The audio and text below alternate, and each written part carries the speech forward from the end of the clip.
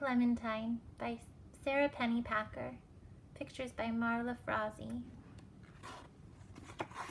Chapter 1. I have had not so good of a week. Well, Monday was a pretty good day, if you don't count hamburger surprise at lunch and Margaret's mother coming to get her, or the stuff that happened in the principal's office when I got sent there to explain that Margaret's hair was not my fault. Besides, she looks okay without it, but I couldn't because Principal Rice was gone, trying to calm down Margaret's mother.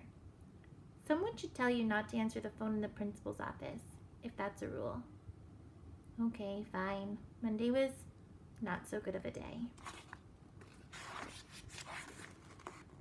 Which was a surprise because it started off with 2 lucky signs which fooled me. First, there were exactly enough banana slices in my cereal, 1 for every spoonful. Then, as soon as I got to school, my teacher said, "The following students are excused from journal writing so they can go to the art room to work on their Welcome to the Future projects." And I was one of the following students. So instead of having to think up things to write in my journal, which I hate, I got to glue and paint stuff, which I love. Margaret was in the art room too.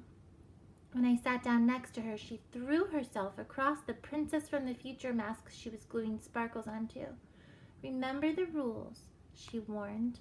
Margaret is in 4th grade and I'm in 3rd. She thinks that makes her the boss of me. I hate Margaret's rules. "You can't touch my stuff," she said, which she always says. "Why?" I said, which I always say. "Because that's the rule," Margaret said, which she always says. "Why?" I said. "Because you can't touch my stuff," she said. And then I pointed out the window, which wasn't exactly lying because I didn't say there was something out there. While Margaret was looking out the window, I accidentally touched her mask. Twice. Okay, fine. Then I got busy working on my project so I wouldn't have to hear any "Clementine, pay attentions." Except I did anyway, which was unfair because each time I was the only person in the whole art room who was paying attention. Which is why I could tell everyone right in the middle of the Pledge of Allegiance that the lunch lady was sitting in the janitor's car and they were kissing. Again. No one else saw this disgusting scene because no one else was paying attention out the window. And after that, when it was my turn to pass around the stapler, I could tell everyone that the art teacher's scarf had an egg stain on it that looked, if you squinted, exactly like a pelican, which nobody else had noticed. "Clementine, you need to pay attention," the art teacher said one more time, and just like the other times, I was paying attention. I was paying attention to Margaret's empty seat. Margaret had been excused to go to the girls' room, and when she left, she had a scrunched up "don't cry" eyes and a pressed down "don't cry" mouth. And she had been gone a really long time, even for Margaret, who washes her hands 1 finger at a time. "I need to go to the girls' room," I told my teacher. And that's where Margaret was, all right, curled up under the sink with her head on her knees. "Margaret," I gasped, "you're sitting on the floor."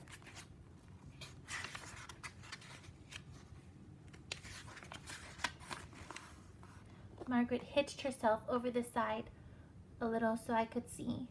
She had placed a germ-protective layer of paper towels under her. "Still," I said, "what's the matter?" Margaret pressed her head down harder into her knees, which were all shiny with tears. She pointed up. Lying on the sink next to a pair of "do not remove from the art room" scissors was a chunk of straight brown hair. Uh-oh. "Come out, Margaret," I said. "Let me see." Margaret shook her head. "I'm not coming out until it's grown back." "Well, I think I see a germ crawling up your dress." Margaret jumped out from under the sink. She looked at herself in the mirror and began to cry again. I got glue in my hair," she sobbed. "I was just trying to cut it out." Margaret's hair was halfway down her back long. It was hard not to notice that the whole part over her left ear was missing. Oh, poor Margaret. "Maybe if we evened up a chunk over your right ear," I suggested. Margaret wiped her eyes dry and nodded. She handed me the scissors. I cut. We looked back in the mirror. It's like bangs. I tried to cheer her up. Sort of.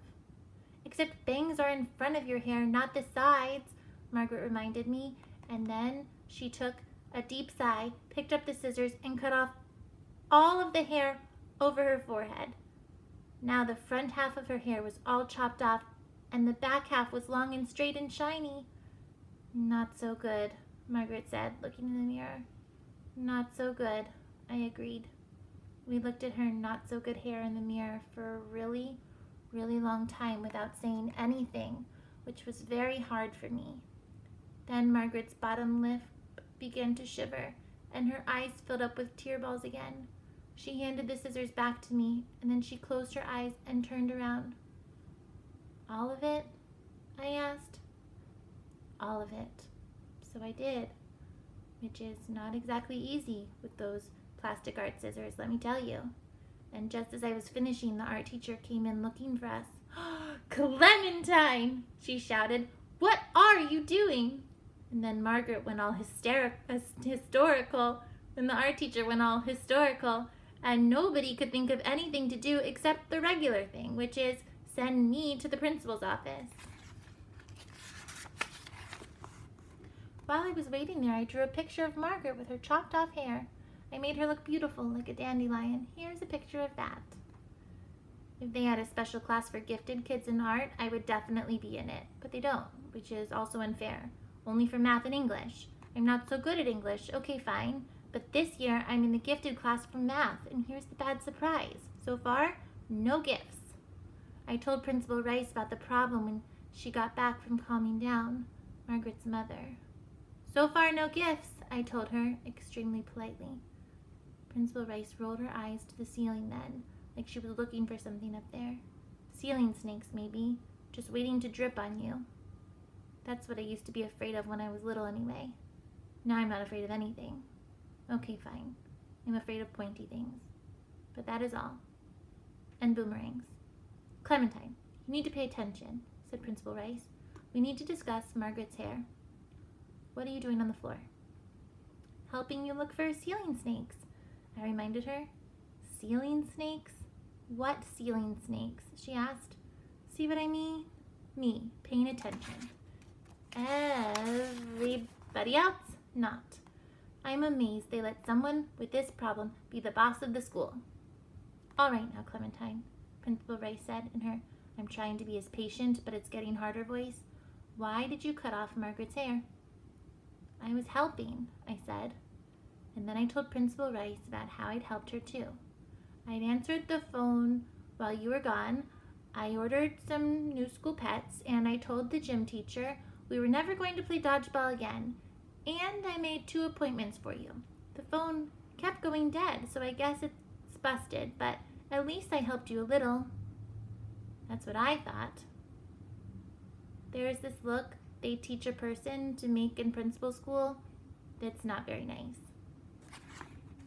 And that's the end of chapter 1.